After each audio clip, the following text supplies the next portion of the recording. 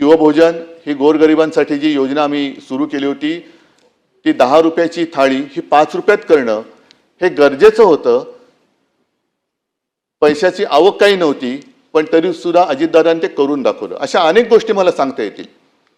त्याही काळामध्ये मंत्रालय बंद होतं, पण महाराष्ट्र बंद नव्हता. महाराष्ट्र हा चालू होता.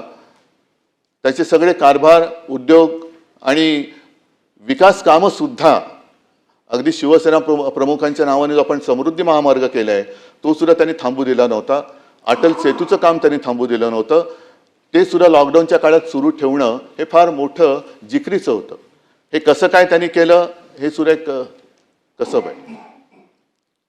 आज आपण त्यांची आठवण काढतो. ही आठवण नेहमी आपल्याला येत राहील.